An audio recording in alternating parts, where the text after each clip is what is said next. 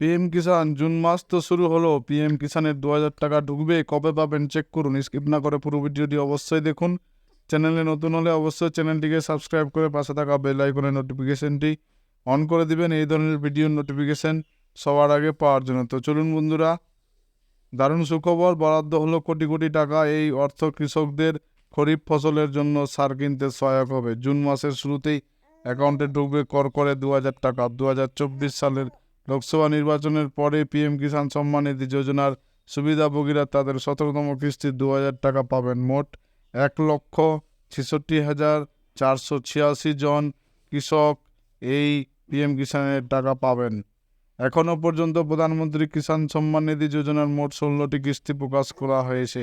16তম কিস্তি প্রকাশের পর 3 মাসেরও বেশি সময় পেরিয়ে গিয়েছে। এই কারণে দেশের কৃষকরা এখন অধীর আগ্রহে প্রধানমন্ত্রী কিষাণ সম্মান নিধি যোজনার 17তম কিস্তির জন্য অপেক্ষা করছেন।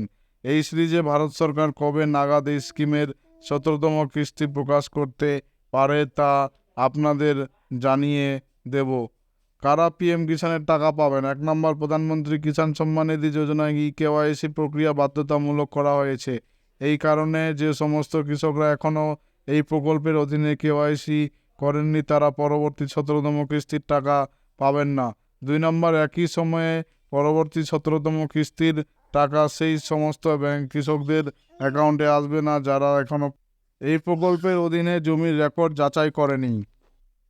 3 নম্বর, এরকম পরিস্থিতিতে সুবিধা পেতে আপনার যত তাড়াতাড়ি সম্ভব প্রকল্পে কেওয়াইসি এবং জমির রেকর্ড যাচাই করা উচিত।